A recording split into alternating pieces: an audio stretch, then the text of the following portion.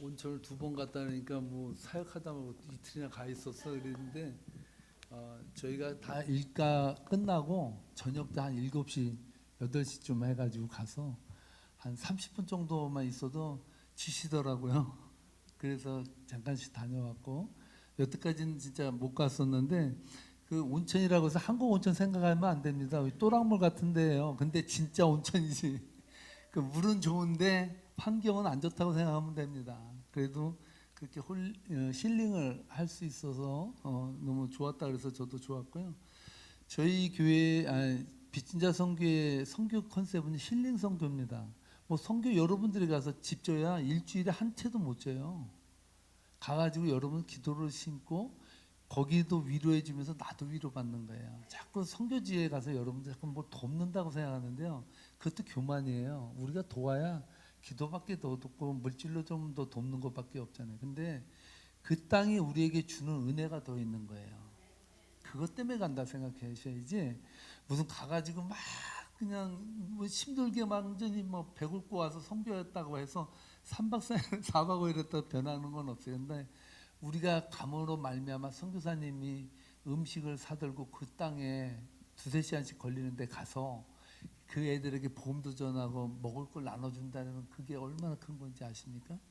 그래서 그 은혜가 있다라는 것을 여러분들이 아시면 되겠고, 그래서 거기서 찍은 사진들을 여러분과 함께 그냥 잠깐 나누고자 하는데, 저 사진이요, 제가 처음에 선교지 갔을 때 8년 전이죠. 8년 전에 갔을 때 제가 니카라과에 가서 은혜를 받았어요. 그래서 돌아오는 길에 물탱크가 없다 그래서 로스트레오스 교회에 처음으로 물탱크를 저희가 해줬습니다.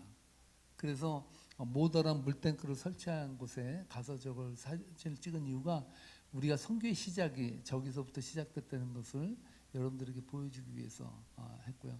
이번에 우리 그 니카라과 선교 갔을 때 저희를 도와서 아이들 같이 놀아주고 선교학교를 한 친구들이에요. 예전에는 밥만 주고 데려만 가져도 애들이 많이 왔는데 요즘은 거기에도 문화의 바람이 들어가요. 근데 제 마음속에는 문화가 들어가는 게 참 꼭 좋은 것은 아니다. 물론 그들에게 편리가 필요한데 편리한 만큼 영적으로는 다운되는 거예요.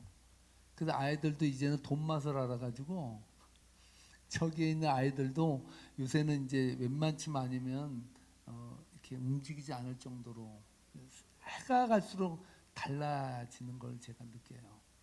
문화적으로. 그리고 지금은 이제 진료하는 모습입니다. 저분이 닥터로 은퇴하신 분이에요.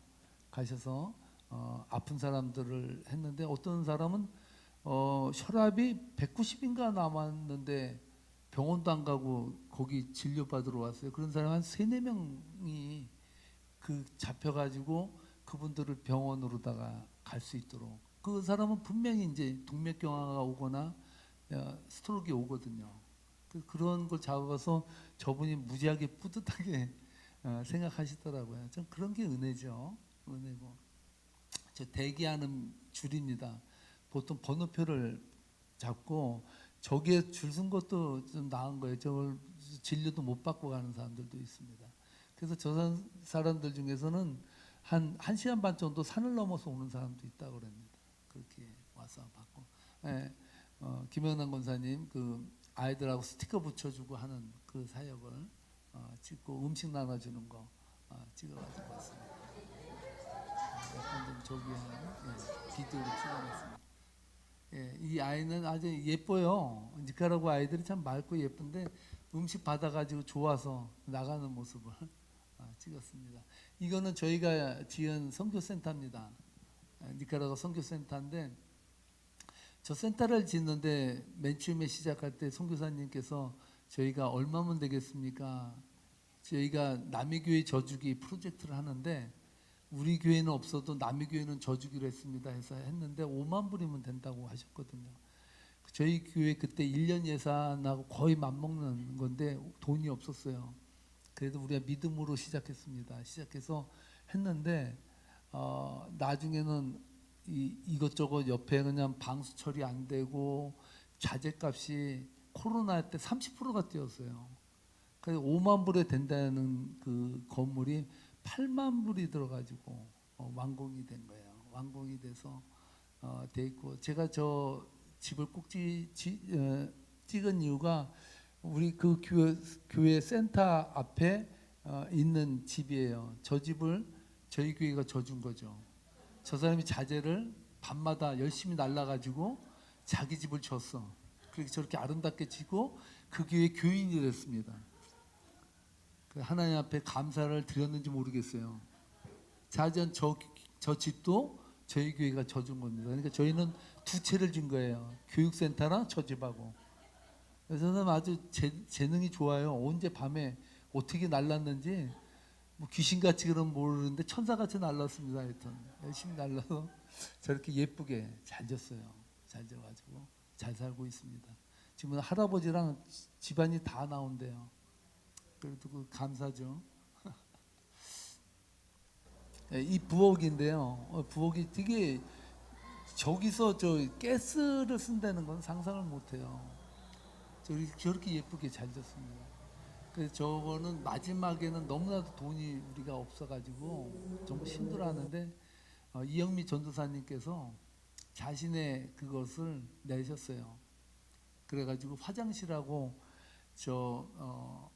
식당을 그분께서 하셨는데 그분의 제가 삶을 알기 때문에 너무나도 저는 감사한 거예요. 왜냐하면 옷을 사도요 마샬이나 아니면 세일할 때만 가서 사거든요. 근데 그걸 아는데 저걸 드리고 저희 교회까지 오셔서 섬기는 거예요. 이게 맨복입니까? 그래서 저희 교회가 선교하니까 이런 은혜가 오는구나 이런 생각이 들어서 참 너무나도 감사하면서도 아마 니카라구아 전체에 그 교회 김현자 선교사님께서 지은 센터 5개가 있는데요. 그 중에서 제일 좋은 부엌입니다. 제일 고급스러울 거예요. 화장실도 6개인가 해야 돼요. 그 산골에 그렇게 짓는 거 상상 못해요. 그것도 수세식으로 다. 놀라운 일이에요. 놀라운 일이에요. 그곳에서는 저런 환경을 한 군데도 없어요. 그 산에 있는 마을 중에 한 집도 없습니다. 그런 은혜가 되고 저희 아이들 라마시아에 있는 아이들인데 제가 가서 놀란 것 중에 하나가 그전에는 하도 떠들어가지고 제가 마이크를 잡았는데 제 목소리보다 애들 소리가 커서 뭔 말을 하는지 모르겠어요. 제가. 근데 이번에 갔는데 조용해요. 그 권사님 보셨죠? 그래도 애들이 많이 안 떠들어. 그래서 이게 웬일입니까? 그랬더니 선교사님 그래요. 교육의 힘입니다. 일주일에 3일씩 애들한테 먹이고 가르치는데 애들에게 그런 변화가 온다는 거예요. 그 변화가 놀랍게 와서 저런 역사가 일어나는 것을 우리가 지금 보고 있다는 것이죠.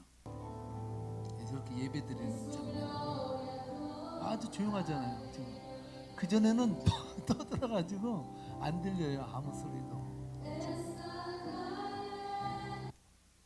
예, 거기서 설교하는 모습인데요.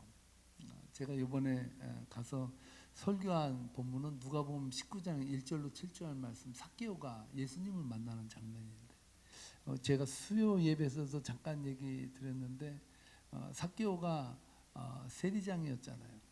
그 당시에는 고위 공무원이었죠. 세리장이니까 국세청장이라고 보면 됩니다. 그러니까 이 삭개오는 키가 작은 거에 비해서 그것을 만나기 위해서 엄청난 부를 쌓아요. 그거를 통해서 자신의 권위와 자신의 그런 어떤 그 위치를 확보한 사람이 삭개오인데 이 사람이 인생이 험한 거예요. 아무리 많은 것을 얻어도 마음이 허한 거는 어떻게 할 수가 없는 거예요.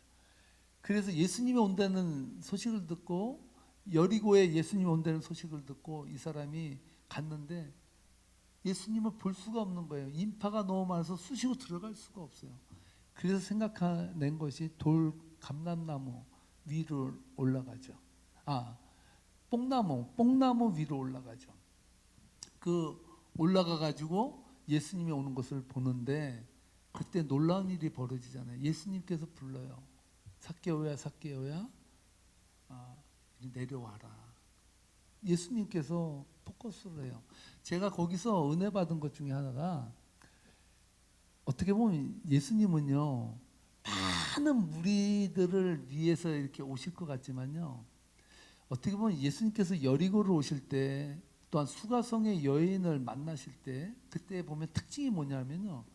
어떻게 보면 예수님께서는요. 삭개오 하나를 만나기 위해서 여리고로 가시는 것처럼 느껴져요. 왜냐하면 그 다음 대목에 보면 예수님께서 내가 네 집에 유하여야겠다고 하거든요. 내가 너와 함께 와서 먹겠다. 초대를 하지도 않았는데 자신이 거기 가겠다 자청하시고 그곳에서 음식을 드셔요. 어떻게 보면 여리고에 간 이유는 삭개오를 만나서 그를 구원하기 위해서라는 거죠. 제가 말씀드리고 싶은 것은 그 한 사람이라는 것이죠. 많은 사람들이 그래요. 선교할 때 그 돈을 많이 붓고 그 돈을 많이 쓰면서 과연 우리가 얻을 수 있는 게 뭐냐, 효과가 뭐냐라고 이야기를 하는데요. 예수님은요, 효과에 관심을 갖지 않아요. 세상은요, 능력적이고 뭔가 프로젝트에서 남아야지 장사야라고 생각해요. 근데요, 교회는요, 한 영혼이 중요한 거예요. 한 영혼을 위해서 예수님은 자신을 드렸거든요. 그 은혜가 있다는 것이죠. 그래서 그곳에서 많은 하나님의 역사가 나타나기를 위해서 기도했습니다. 제가 여러분들에게 오늘 말씀을 전할 말씀은 요한복음 1장 45절로 46절 말씀인데요. 이 말씀을 제가 작년에 니카라과 왔을 때도 전했고요. 우리 성도님들에게도 한번 전한 적이 있어요. 근데 제가 오늘 이 말씀을 다시 전하는 이유가 한번 45절로 46절 말씀 다시 한번 읽어볼까요? 우리 한번 다 함께 45절 46절 말씀 읽어보겠습니다. 빌립이 나다나엘을 찾아 이르되 모세가 율법에 기록하였고 여러 선지자가 기록한 그 일을 우리가 만났으니 요셉의 아들 나사렛 예수니라. 나다나엘이 이르되 나사렛에서 무슨 선한 것이 날 수 있느냐? 빌립이 이르되 와서 보라 하니라. 아멘, 아멘. 오늘 이 본문 말씀 잘 아시죠? 빌립이 예수님을 만나고 은혜를 받아요. 너무 좋으니까 전하고 싶은 거예요. 딱 보니까 자기 친구 나다나엘이 있는 거예요. 그 나다나엘에게 말하는 거예요. 야, 내가 구약의 말씀에서 말씀하신 그 메시아 선생님을 내가 봤다. 가서 보자. 그랬다고요. 그때 나다나엘이 뭐라고 말합니까? 나사렛에서 무슨 선한 것이 날 수 있냐? 야, 그 나사렛 그 깡촌에서 뭐가 나겠다고 그분을 보러 가겠냐? 나사렛 예수를. 그렇게 말했다는 거예요. 그때 빌립이 딱 한 소리 하죠. 뭐라고요? 와서 보라고. 와서 보라고. 제가 이 말씀을 전한 이유가 이번에 저희가 니카라과 선교센터 가기 전에 예전에 8년 전에 저와 함께 선교를 가셨던 분이 아주 오래간만에 이번에 선교지를 처음 방문했어요. 방문했는데 저희 교단의 교회인데 가가지고 갔다 와서 저에게 전화가 왔습니다. 아, 목사님, 그 니카라구아 그 라마시아에 가봤더니 엄청나게 큰 교육센터 어떻게 이렇게 졌냐고, 대단하시다고, 그 하나님 은혜라고 거기까지 했으면 좋았는데 그 다음 말이 뭐라 그랬냐면, 아니 그렇게 꽉 막힌 것 같은 산꼭대기에다 그렇게 뭐 큰 건물까지 짓고 왜 하냐고. 이 칭찬도 아니고 욕도 아니고 이상한 거예요. 이상해. 기분이. 그래서 뭔가 내가 실패되는 듯이 왜 그렇게 하냐 이렇게 말을 하더라고요. 저는요, 니카라구아 라만시아가 선교사님이 세운 5개 선교센터 중에서 가장 낙후한 곳인 걸 알아요. 그럼 몰라서 그렇게 한 건 아니에요. 근데 5개 중에서 제일 큰 교육센터를 지어놨어요. 그런 데는 이유가 있어요. 저는요, 없이 살고 힘들게 사는 사람들에게 하나의 꿈이 되고 싶었던 거예요. 왜냐하면 생각해 보세요. 1, 2푼도 아니고 우리 교회 예산에 1년 반어치, 그 당시에 1년 반도 거의 넘는 그 예산을 들여서 그 센터를 지은다는 건 상상할 수도 없는 거예요. 성도 20명여 명밖에 안 되는 이 작은 교회에서 그 일을 한다는 것은 우리 힘이 아니에요. 근데 중요한 것은 뭐냐면 저는 그것이 꿈이라는 것이죠. 저는 그들에게 작년에 가서 그렇게 선포했습니다. 여러분, 저희 교회가 커서 여러분들에게 이렇게 큰 센터 지을 수 있었던 거 아니라고. 하나님이 하시면, 하나님의 꿈이 있으면 어떠한 일이든지 어떠한 꿈이든지 하나님은 이루시는 분이다. 작은 교회가 이루었듯이 여러분들도 여러분의 인생이 루저라고 생각하지 말고, 내가 약하고 정말 빈약하고 힘들기 때문에 하나님의 능력으로 승리한다는 그 마음만 있으면 하나님은 그 마음을 써서 움직이신다. 나는 여러분들이 그 희망의 증거가 되기를 우리 교회는 원하고 있다. 그렇게 전했습니다. 전 확실히 아는 것은 그 목사님이 보신 비전과 우리 세계명교회가 본 비전은 다르다는 거예요. 세상적으로는 막히고 약하고 작을지 몰라요. 그런데 이미 하나님은요, 거기서 기적을 이루셨어요. 기적을 이루셨다는 것은 하나님이 거기에 꿈을 가지고 계시다는 거예요. 어찌든지 하나님께서 이루어 놓으셨기 때문에 하나님이 그 다음은 만들어 가신다는 것이죠. 중요한 것은 무엇이냐면 우리가 그 꿈에 동참했다는 것이 중요하지, 거기서 성공하냐 안 하냐의 문제는 우리의 소관이 아니라는 거예요. 우리는 단지 뿌리는 거예요. 단지 거기에 물을 주는 거예요. 그런데 잘하게 하시는 분은 하나님이시라는 사실이죠. 우리가 여러분들의 삶 속에서도 그래요. 여러분들이 어떠한 일을 하든지 어떠한 꿈을 꾸든지 금방 낙심해요. 실망해요. 왜 그렇습니까? 내가 자꾸 뭔가를 이루어야 된다라고 생각을 하는 거예요. 우리의 소관이 아니에요. 그거는 우리가 염려하고 걱정하는 거의 대부분은요, 내 소관을 넘어가는 것에 고민을 하는 거예요. 쉽게 얘기하면 하나님이 걱정해야 될 것을 대신 걱정해줘. 효자도 아니고 조녀도 아니고. 그러면서 불면의 밤을 새. 그러면서 안 된다고 낙심을 해요. 하나님의 꿈은 거기에 있지 않다는 거죠. 그래서 우리는요, 세상을 살면서 나의 일과 하나님의 일을 구분할 줄 아는 게 믿음입니다. 믿습니까? 우리는 우리의 일을 열심히 하면 돼요. 하나님께서 그 센터를 지으라 그러면 지으면 되는 거예요. 기도하려면 기도하면 되는 거예요. 그 다음에 이루시는 분 하나님이에요. 저는 그래도 그 라만시아의 교회에 대한 꿈이 있어요. 뭐냐면 하나님, 니카라구아를 뒤집어 놓을 수 있는 영적인 그 센터가 이 라만시아 센터가 되게 해달라고. 지금 비전은 많이 보이지 않아요. 가장 낙후하고 여러분, 개천에서 용난다는 말은 옛말이고 그건 진짜 무식한 말이에요. 여러분, 강남에서 서울대 가는 사람이 퍼센테이지가 수십 프로가 넘어요. 강남에서 가요. 서울대는. 개천에서 한 명 어쩌다가 난 사람 가지고 이 사람처럼 안 되냐 그러는 건 너무나 엄청난, 그건 폭언이죠. 어떻게 보면. 근데 중요한 것은 저는요, 라만시아의 그 아이들이 그 적어도 예수 그리스도의 말씀을 먹으면서 3일 동안 공부하면서 적어도 니카라구아에 예수님을 가슴에 심장에 심는 그러한 일꾼들이 날 거라는 그런 기대감과 소망이 있는 거예요. 그러니까 여러분들께서도 그렇게 기도했으면 좋겠습니다.